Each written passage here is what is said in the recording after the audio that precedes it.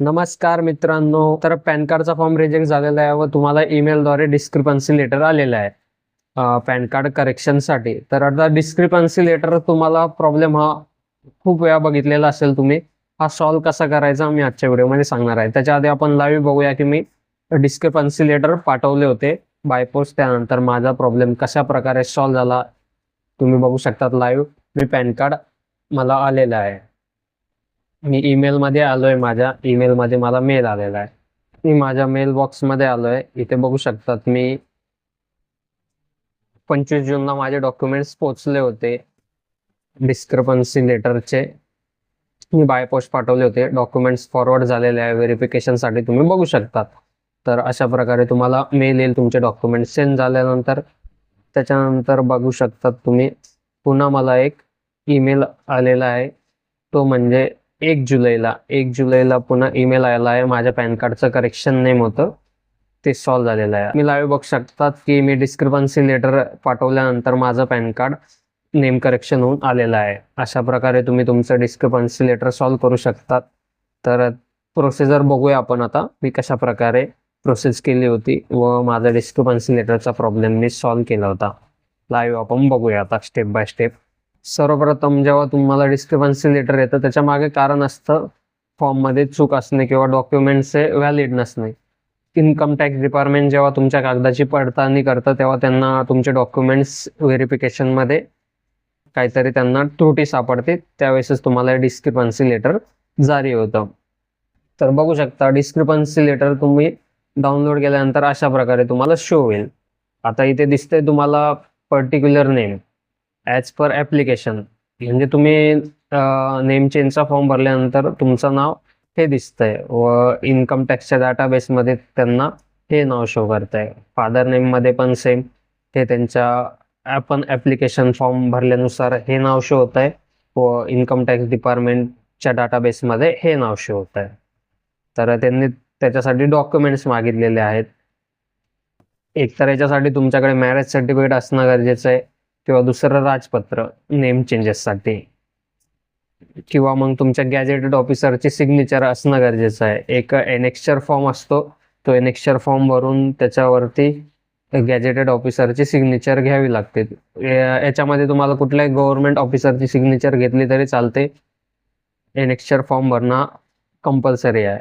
तर आता आपण बघूया पुढे मी कशा प्रकारे प्रॉब्लेम सॉल्व्ह केला होता. आता बघू शकता आपल्याला एक्नॉलेजमेंट स्लिप पण भरायची आहे, याची प्रिंटआउट काढायची आहे. त्याच्यानंतर ए मध्ये दिलंय reprint PAN card with income tax department no change. जर तुम्हाला कुठल्याही प्रकारचं चेंज नसेल करायचं तर इथे तुम्ही टिक मार्क करू शकता. टिक मार्क करून हा फॉर्म तुम्ही सबमिट करू शकता. दुसरा आहे इथे तुम्हाला काही for following field details available with income tax department is correct and should not be change. जे चेंजेस नाही करायचे आहे त्याच्यासाठी तुम्हाला नेममध्ये चेंजेस नसेल, father name, date of birth, ते इथे क्लिक करायचं आहे. For field details available with income tax department is are incorrect and should be change. आता तुम्हाला ज्याच्यामध्ये चेंजेस करायचं आहे तर इथे तुम्हाला ऑप्शन दिसत आहे. नेममध्ये चेंजेस असेल इथे टिक मार्क करायचे, फादर नेममध्ये चेंज असेल इथे टिक मार्क करायचे, डेट ऑफ बर्थमध्ये चेंज असेल इथे टिक मार्क करायचे. लिस्ट ऑफ डॉक्युमेंट अटॅच, आता तुम्ही डॉक्युमेंट्स काय काय जोडणार आहे त्याची इथे माहिती द्यायची. इथे तुम्ही राजपत्र देऊ शकतात, गॅझेटेड ऑफिसरची सिग्नेचर असलेलं एनेक्स्चर देऊ शकतात. जे पण तुम्ही डॉक्युमेंट जोडले आहे ते इथे तुम्हाला द्यायचे आहे. त्याच्यानंतर इथे तुम्हाला सिग्नेचर करायची, सिग्नेचर ऑफ ॲप्लिकंटमध्ये. अशा प्रकारे एक्नॉलेजमेंट स्लिप तुम्हाला भरायची आहे. इथे बघू शकता मी कशा प्रकारे टिक मार्क केलेलं आहे चेंजेससाठी. त्याच्यानंतर list of documents me Aadhaar card, domicile, त्याच्यानंतर 10th मार्कशीट, गॅझेट आणि इथे सिग्नेचर केलेले तुम्ही बघू शकता. अशा प्रकारे तुम्हाला डिस्क्रिपन्सी लेटर भरायचं आहे. मी अशा प्रकारे एक फॉर्मॅट बनवला होता सेल्फ डिक्लेरेशन विषय पॅन कार्डमध्ये नाव व वडिलांचे नाव चुकीचे असल्यासंबंधी. त्याच्यामध्ये इथे नाव टाकलं होतं, वडिलांचे नाव, पॅन नंबर. इथे माझं नाव हे असून चुकीचं आहे, तुमच्या डाटाबेसमध्ये चुकीचं आहे, तर नाव मला चेंजेस करायचे. सोबत मी डॉक्युमेंट्स पण जोडलेले आहे. मी एक फाईल क्रिएट करतोय, तुम्ही बघू शकता आता लाईव्ह. ते मी पॅन कार्ड पण अपलोड केलंय, आधार कार्ड सोबत मी कास्ट सर्टिफिकेट सुद्धा जोडलेलं आहे. माझ्याकडे जेवढे डॉक्युमेंट्स अवेलेबल होते, मार्कशीट, सर्व मी डॉक्युमेंट जोडलेले आहे व त्याची एक फाईल तयार केलेली आहे. आता बघू शकतात मी ही फाईल सेव्ह केलेली आहे PDF फॉर्मॅटमध्ये. त्यानंतर मी इथे डिस्क्रिपन्सी मध्ये आलेलो आहे. इथे येऊन मी ती फाईल अपलोड करणार आहे.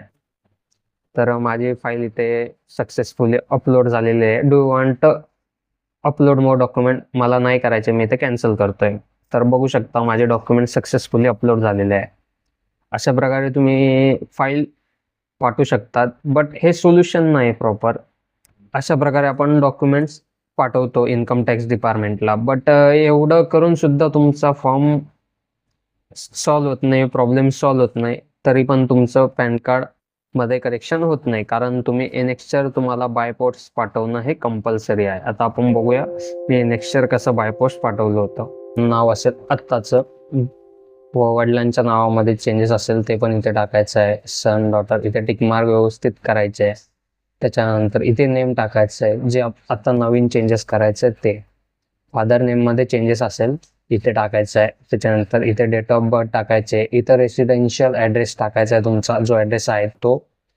त्याच्यानंतर इथे प्रिव्हियस नेम चेंजेस असल्यामुळे जे मागचं नेम होतं इन्कम टॅक्स डिपार्टमेंटमध्ये ते नेम इथे टाकायचं आहे. इथे फोटो चिपकवून बघा, सिग्नेचर आणि स्टॅम्प घ्यायचा आहे. इकडे पण सील स्टॅम्प घ्यायचा आहे. त्याच्यानंतर इथे नेम, ज्यांचं तुम्ही ज्या ऑफिसरची इथे सिग्नेचर घेणार असेल त्यांचं डिपार्टमेंटचं नेम वगैरे हे व्यवस्थित भरणं गरजेचं आहे. याच्यासोबत तुम्हाला ना त्यांचे डॉक्युमेंट्स म्हणजे त्यांचं ID कार्ड जोडणं पण गरजेचं आहे.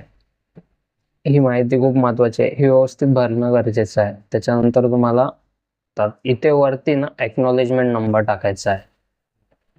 एक्नॉलेजमेंट टाकल्यानंतर तुम्हाला एक्नॉलेजमेंट टाकायचा आहे. याला तुम्ही लिफाफ्यामध्ये पॅक करायचं व बाय पोस्ट तुमचं एनेक्स्चर A पाठवायचं आहे. एनेक्स्चर A बाणेरच्या पत्त्यावरती पाठवायचं आहे. त्यांना एनेक्स्चर लेटर मिळाल्याच्या नंतर 7 ते 8 दिवसात तुमचं पॅन कार्डमध्ये नेम करेक्शन होऊन जाते. अशा प्रकारे प्रोसिजर आहे. तुम्हाला मी लाईव्ह दाखवलं होतं आधीच की पॅन कार्ड कशा प्रकारे आपण डाउनलोड केलं होतं व नेम करेक्शनचं आपण अशा प्रकारे सॉल्व्ह केलेला आहे प्रॉब्लेम. नक्कीच तुम्हाला हा व्हिडिओ आवडला असेल तर लाईक, शेअर, सबस्क्राईब करायला विसरू नका. नवनवीन व्हिडिओसाठी बेल आयकॉनला पण क्लिक करून ठेवा. जय महाराष्ट्र.